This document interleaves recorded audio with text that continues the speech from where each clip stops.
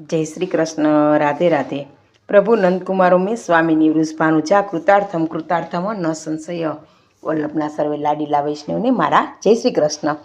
हवे वाला वैष्णव, आज આપણે ગુસાઈજીના જીવનનો એક પ્રસંગ જોઈએ। ગુસાઈજી તો કહેવામાં આવે છે કે ગુસાઈજી પરમ દયાળ છે, તો એના જીવનનો એક આપણે પ્રસંગ જોઈએ। અને ગુસાઈજીનું એક ધોળની કડી પણ ખૂબ જ પ્રખ્યાત છે કે શ્રી ગુસાઈજીની વાણી વૈષ્ણવ જીવનમાં ઉતારજો। શ્રી ઠાકોરજી શ્રી ગુસાઈજી ચરણોનો ચમત્કાર। તો આવા શ્રી ગુસાઈજીના જીવનને આપણે પ્રસંગ જોઈએ કે કુંજરીના બચાવ્યા પ્રાણ, ચારી કેરું કરાવ્યું જલપાન, એવા દયાળુ પરમ ઉદાર શ્રી આપણા ગુસાઈજી છે। તો શ્રી ગુસાઈજી પરમ દયાળ કી જય। શાકભાજી વેચનારી મુસલમાન જ્ઞાતિની એક બાઈ હતી। એક દિવસ તે મથુરાથી આગ્રા જતી હતી। હવે ઉનાળાના દિવસો હતા અને અસહ્ય ગરમીથી વ્યાકુળ બની અને વૃક્ષ નીચે તે આરામ કરવા બેસતા નીચે ઢળી પડી, કારણ કે એક તો તાપ પણ વધારે હતો, ભૂખ પણ લાગી હતી અને થાકની મારી તે બિચારી વૃક્ષ નીચે આરામ કરવા બેઠી તો તે ઢળી પડી અને તરસથી બેભાન થઈ ગઈ। તે વખતે શ્રી ગુસાઈજી ગોકુળથી ગિરિરાજ પધારતા હતા। તેમણે રસ્તામાં આ બાઈના તરફડી રહેલા પ્રાણ જોયા। તેમણે ખવાસને આજ્ઞા કરી કે મારી જારીના જળથી તેના પ્રાણ બચાવો। ખવાસે વિનંતી કરતાં કહ્યું કે કૃપાનાથ, તે મ્લેચ્છ છે, જારી છોવાઈ જશે, પછી કામમાં આવશે નહીં। ત્યારે આપે આજ્ઞા કરતાં કહ્યું કે જારી તો બીજી આવશે, પણ તેના પ્રાણ ક્યાંથી આવશે? જો વાલા વૈષ્ણવો, તેને જારી કરતાં પણ એને વૈષ્ણવના પ્રાણ, વ્યક્તિના પ્રાણની વધારે કિંમત છે। તે કહે છે જારી બીજી આવશે, પણ આના પ્રાણ ક્યાંથી બીજી વાર આવશે? માટીની જારીથી પણ જળ પીવડાવો। ખવાસે જળ પાયું। તે બાઈ સચેત થઈ ગઈ। તેણે શ્રી ગુસાઈજીના દર્શન કર્યા તો સાક્ષાત શ્રી કૃષ્ણ સ્વરૂપે એને વાલા વૈષ્ણવ દર્શન થયા। હવે બાઈએ કહ્યું કે કનૈયા વિશે સાંભળ્યું હતું, આજે તો નજરો નજર જોયો। તે બાઈ તે પછી ગોકુળ આવીને રહી, રોજ નવા અને તાજા શાકભાજી મથુરાથી લાવે, પડતર કરતાં ઓછા ભાવે વૈષ્ણવને આપે। આમ તેણે પોતાના ઘરના પૈસા ખર્ચી જ નાખ્યા। દેહ અશક્ત થયો, અંજનનો ત્યારે એણે ત્યાગ કર્યો। શ્રી ગુસાઈજીના જાણવામાં આવતા તે બાઈ પાસે પધાર્યા। તેના મુખમાં પોતાનું ચરણોદક આપ્યું, તુલસીની માળા અને નામ મંત્ર પણ આપ્યો। બાઈને શ્રી ગુસાઈજીમાં સાક્ષાત શ્રી યુગલ સ્વરૂપના દર્શન થયા, એટલે તેને ગુસાઈજી પર ખૂબ શ્રદ્ધા હતી, એટલે તેને ચરણોદક આપતા તેને ગુસાઈજીમાં એને સાક્ષાત રાધા કૃષ્ણના દર્શન થયા, એટલે યુગલ સ્વરૂપના દર્શન થયા।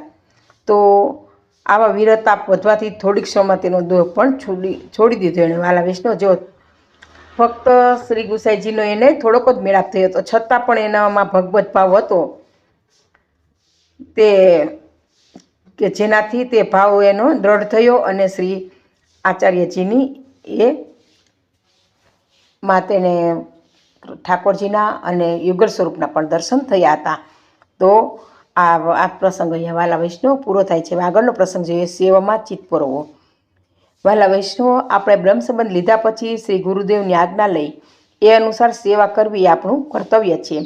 સેવા કરતાં કરતાં મન પ્રયત્નપૂર્વક અને સ્નેહપૂર્વક તેમજ વિચારપૂર્વક શ્રી ઠાકોરજીમાં સ્નેહપૂર્વક મન પણ પરોવવું જોઈએ।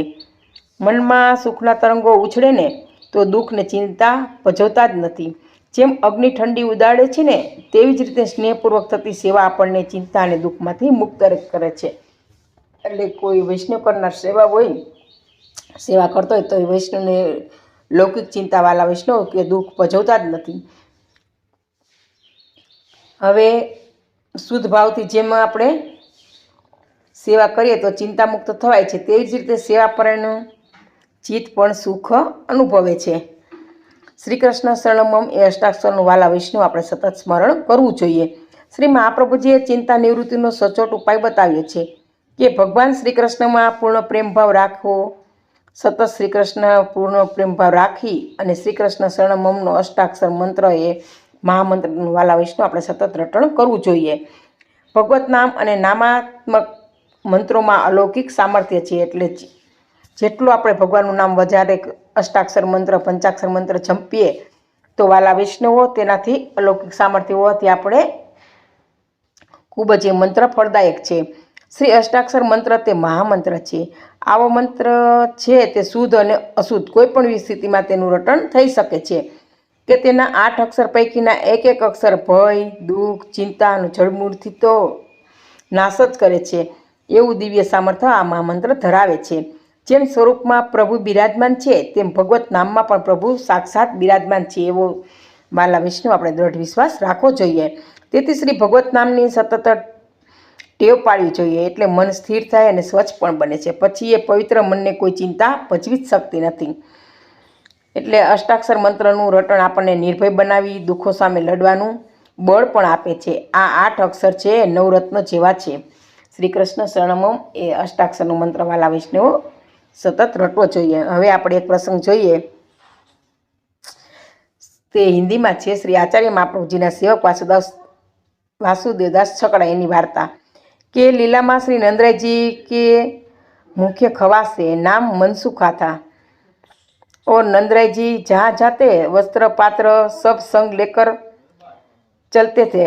कोई साधारण जीव नहीं, बड़े महाबलशाली गोप थे। अतः भूतल पर आए तब भी ऐसे अतुलनीय बल से संपन्न है, એટલે बहुत बल वाला वासुदेव छकला था।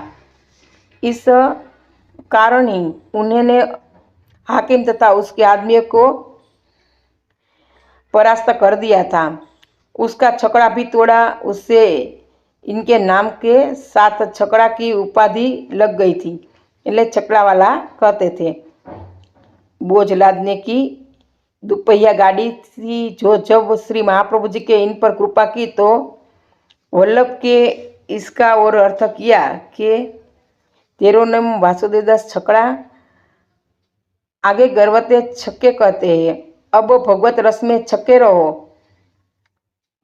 तो ताते छकड़ा। और पांचों इंद्रिय विषय, छठा मन, बस करोगे तात करो नाम छकड़ा। और ऐश्वर्य, वीर्य, यश, श्री, ज्ञान और वैराग्य, ये 6 धर्म श्री ठाकुर जी में भी रहते हैं। सो तेरे में रहेंगे ताते नाम छकड़ा। आ प्रकार कृपा करके आशीर्वाद देके सगरे धर्म हृदय में श्री आचार्य जी ने धरी दिए। हाकिम भी उसकी वजनी पत्थरों से भरे छकड़े को तोड़न को उनके मामूली बल प्रदर्शन का सूचक था। यद्यपि यह भी देखने जैसी बात है कि जब महाप्रभु जी के सेवक कृष्णदास ने वासुदेवदास का हाथ पकड़ा तो वे छुड़ा भी न सके। वल्लभ ने इसका यह अर्थ किया कि देख दमला, भगवतीय जाको हाथ पकड़े ने ताको संसार में पार उतारे। सो कृष्णदास सहज में वासुदेव हाथ तो पकड़े, ताके भाग ही कहाँ है। जीव तो भगवतीय का हाथ छोड़ने में रहता है।